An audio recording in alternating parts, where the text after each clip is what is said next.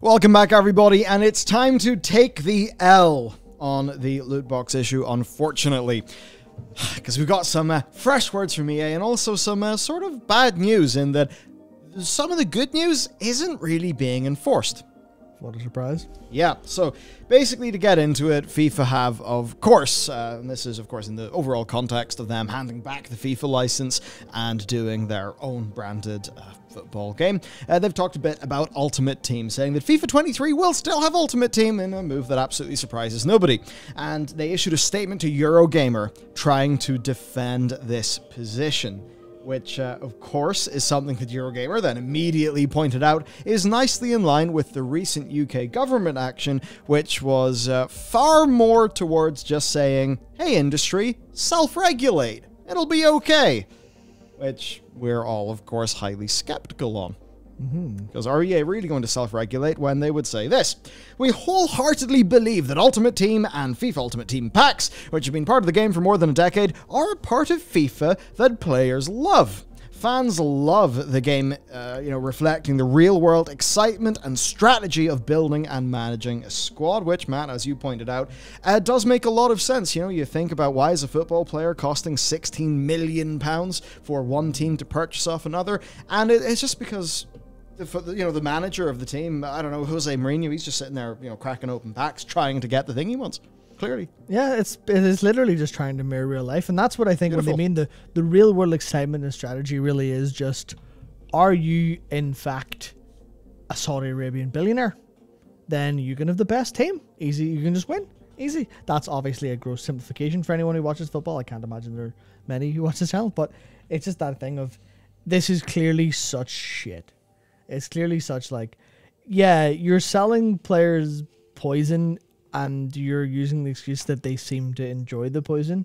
It's like, but would they buy it if you didn't sell it? It's like the whole coercive element of the whole thing about the dark patterns of game design of, do they enjoy it? Do they enjoy it or do they do it? There's actually there was an example someone tweeted us earlier. Is World of Warcraft is largely similar, where it goes, oh well, these players have done the thing. That means they must enjoy the thing because they do the thing. Because data tells us that our players keep playing and our players do the thing. In this case, do the thing being engage with the FIFA Ultimate Team. And go, well, clearly they must like it. Clearly it's a win. Clearly they're happy. Yeah, but your data won't reflect how people actually feel. Or, how people are kind of looking at it going, oh, well, am I enjoying this? Or am I doing it for the sake of it? And that's the kind of thing where they just go, they love it. You're like, as much as it's very stupid to say we need a source on that EA, it would very much be like, hello, can we see how people are feeling about this overall? Well, I actually think that there's an even darker side to that. EA say they're giving players the choice of whether they want to spend or not, that is fair, saying they don't encourage spending over earning through gameplay, which is absurd. Look at what makes the money, look at how all of the probabilities work. Obviously, if you want the best thing, you are heavily encouraged to pay. Maybe they don't do that in a super overt way, but the very core of the design does encourage you to play. And then they just say that, a foot pack, it's worth the same whether it's paid or not. Most people don't spend. Of course, we know how whaling works. As an example, 9 out of every 10 packs opened were earned, not paid for. Yes, but the ones that are paid for are the ones that make up the lion's share of your revenue. But the really dark side of this that we need to contend with is really that of the Skinner box, but actually going a little bit more deeply into it. Because what would actually happen, I would imagine, what would happen if you remove FIFA Ultimate Team packs and people could just earn it, it was just all fair and easy, whatever. You, I think, would see less engagement. Because the Skinner box works. That is the dark side of this. It's there's so many mobile games, right? And people might think to themselves, oh, I wish there was a version of this without the bullshit. But then you actually realize that the bullshit is the progress. We've been trained on progress, so if you remove that way to progress, people will feel less motivation to play. In the same way that we've even seen, in so many different genres, right? It's the progress mechanics that keep people coming back, and it just so happens that those are the things that you can deeply tie into your monetization. In the case of FIFA Ultimate Team, it's there with power. In the case of something like Overwatch 1, it was there with, getting a loot box every time you level up. That ends up being a motivating thing for players. What happens when you take away that loot box and it's just the battle pass? Well, yeah. I actually think we're going to end up in a situation with Overwatch 2 where you might actually have some players who will feel worse about how rewarding the game feels, because fundamentally it's a free-to-play experience with a free battle pass, where in the past they had a chance of getting the big legendary loot box. They're not going to have that anymore because that skin will be on the store, right? So that's the deep, dark part of what EA are saying here. Yeah, people, whether they love it or not, it's formed part of the progress. It's formed the habit. Yeah, that's what's spooky. Yeah, they will engage with it no matter if it's good for them or not. I mean, obviously you could look at the same sense if people watch like vapid television or eat like poor food for them because it's whatever part of their people basically aren't rational actors doing the best job for themselves. They kind of do fall prey to like, oh yeah, well this will make me feel good now or whatever else. And obviously that's a whole part of being human and stuff and contending with that. But the fact that it's like, we've tied that to our monetization and we're never going to untie that. Because they could replicate FIFA Ultimate Team and go, well, there's no monetization involved. But then they'll have no money. And then, what is it? Yeah, like a substantial portion, according to their annual report, is their live service net revenue. We know that is a massive portion of it. So they would just be they'd be leaving loads of money on the table by just going, yeah, we'll do this, but we'll keep the game the same, but without the monetization aspects. Because I think people are happy enough with games that are kind of like, yeah, is this just a scanner box? Yeah, sure, whatever. People are happy. Go, yeah, here's cookie clicker. Work away. That is a whole thing of number go up. Sure, it's got interesting design elements, especially over time. They've added substantially more. Cookie clicker's unrecognizable now with the amount of depth involved in it. But it's still like numbers go up. And that's not bad.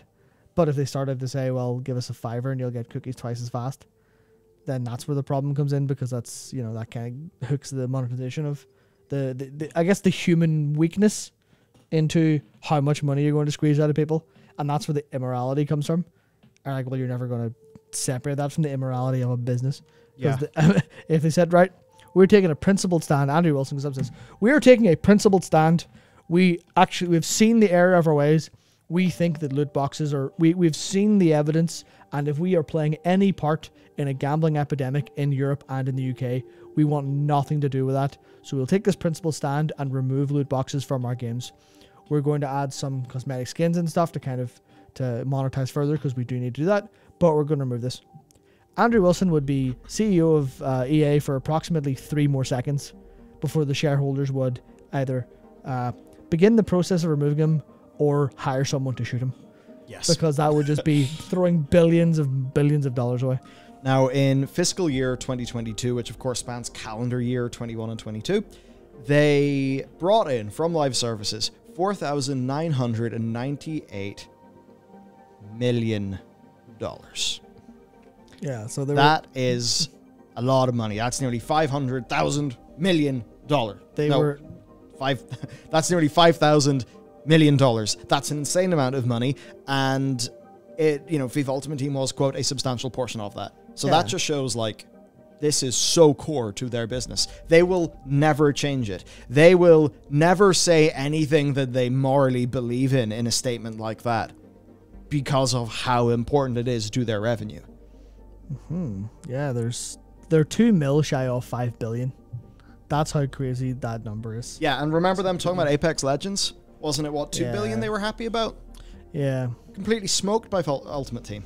Yeah, and as Stephen Tadillo points out, he said, the last one they said it was 1.6 billion revenue, and that was up from the prior years. That was literally, hey, here's how much you made from Ultimate Team. But they must have noticed how much news there was about how much that is, and they were in this case where businesses only tell you what they think is good for you to know. Yeah, that's the entire point of these reports. Is we will tell investors what we think is.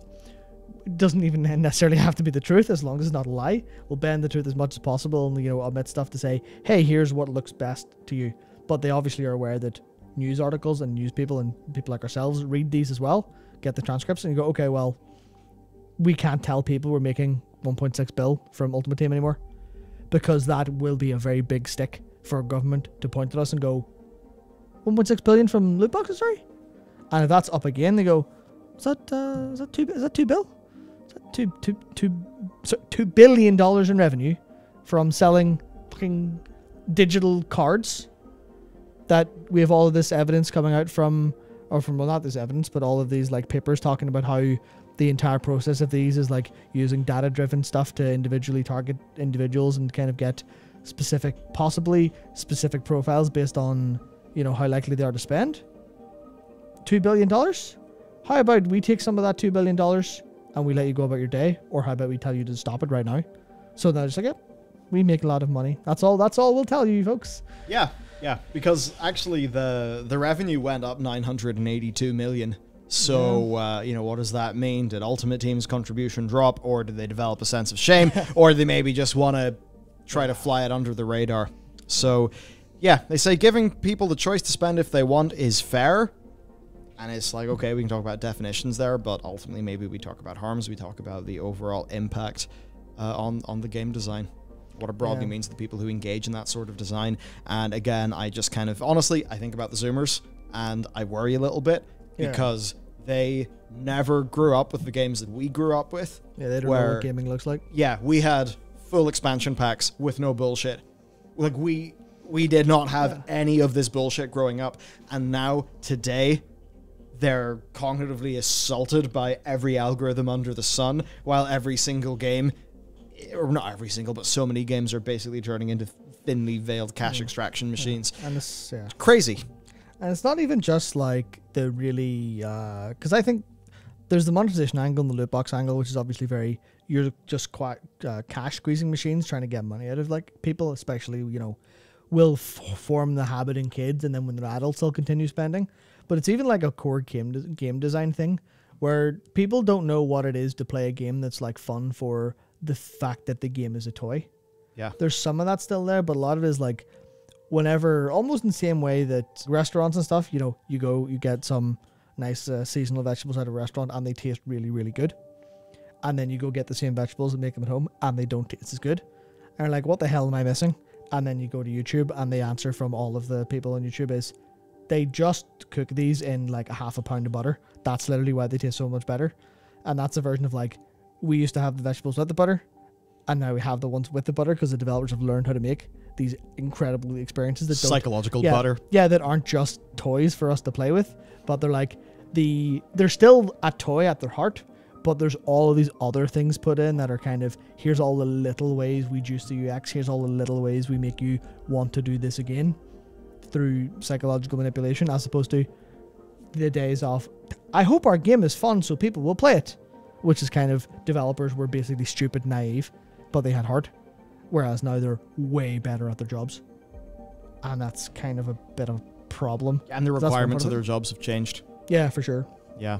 Now, so that's the EA situation. And one of the things we always talked about is, oh, well, you know, Belgium, those loot boxes are turned off, right? Like you're not buying your Ultimate Team packs in Belgium. But what's basically emerged is that while that stuff is not permitted and there's a legal threat, there is not necessarily legal enforcement. Yeah. Do you want to hear something interesting about the law? The law only matters when it's enforced. Obviously, there's some element of if it's not enforced, you know, people will still not want to risk it. But generally speaking, a law that's not enforced is worthless. Yeah. So, in 2018, the Belgian Gaming Commission threatened prosecution of companies who are continuing to do loot boxes for real-world money. But it actually transpires that they never carried through on any of those threats by prosecuting any non-compliant companies.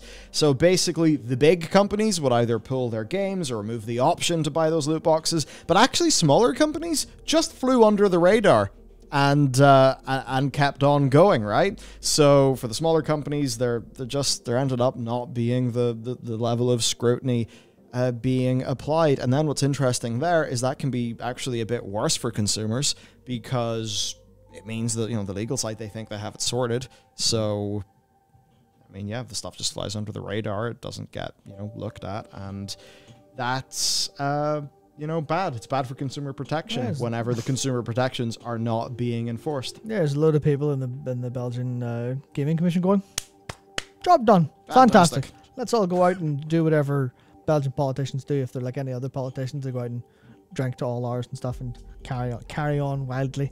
That's the nicest way I could put that. But then it's just like, yeah, well, you haven't really done your job. You've done the first part of it, but you haven't actually followed through. You've set a plan, but you haven't done anything. You haven't saved you haven't saved your population from this damage. Yeah, so it turns out the Belgian stuff was built off old laws, a quick fix, and then it's just not being done well, which is very much unlike the Spanish stuff, where the Spanish stuff is like new and specifically tailored for this purpose, like in a good way. So we'll have to see how that goes. But yeah, basically, shit's not being enforced, and it's also extremely easy to circumvent because you can obviously just use a VPN. Yeah, that's a thing where Which that'll be hard for a government to do because you can't really regulate people using a VPN or not. I mean, you probably can, but I mean, I don't think any of us would ever want that. No, that's one of the awkward things where it comes to the same way that the whole like porn ban and stuff in the UK was obviously kind of largely shut down. Where it's like, it doesn't matter. You cannot basically technologically stop someone who's more motivated than you. Yeah. In that sense of people will find a way around it. People will, kids will find a way to do things that kids aren't supposed to do. Be that standing at the corner of a shop and going, "Here, mate, you wouldn't buy us a 6-pack of beer there?" That kind of thing, yeah. Where they find a way around the rules. So it's like, whenever someone really wants to get around the rules, there's not much you can do with that. But the whole point of this isn't to stop it from happening at all.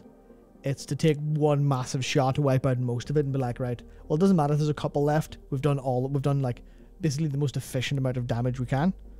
And that's the kind of point of a lot of legislation, because obviously, you'll know people who break every fucking basic like reasonable moral law under the sun. But the whole point is just stop the people who are going to be caught up accidentally. But if you're getting a VPN because you really want to play Diablo Immortal, go ahead, work away. Yeah, that's pretty much my opinion as well. Yep. So that's basically the situation. It turns out, per Leon here's his research, the commission was never really in a position to actually deal with this stuff. It never really had the funding. The overall setup wasn't there. That whole thing of like having to create have a commission, give them the funding. That's also one of the reasons the UK kind of was unwilling to move in things, which I guess ultimately just means we need to see what Spain does. And with that, that's basically our loot box update for today. TLDR, real change is very slow. Quick fixes don't always work, and implementation is extremely important. And I think that's often, something to think about more, right? It's very easy to talk the talk. It's actually bloody hard to have follow through.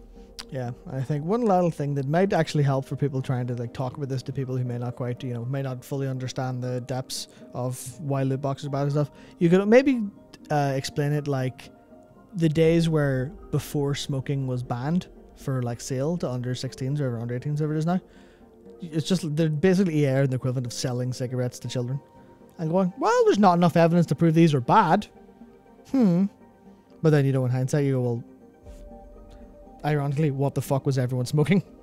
Yeah. Because it's kind of obvious when you look at it. And then you think of all the tobacco industry pushing science down to stop and kind of hold that off for a while. So yeah, EA are doing the equivalent of selling cigarettes to children.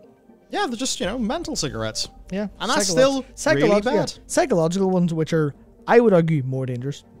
Okay, I won't give you lung cancer, but they're pretty... There are negative externalities on society that Electronic Arts don't have to pay. Yeah. The cost of a part of the cost of doing business for that is paid by, I guess, society at large and general taxation, not Electronic Arts. And that kind of feels shitty.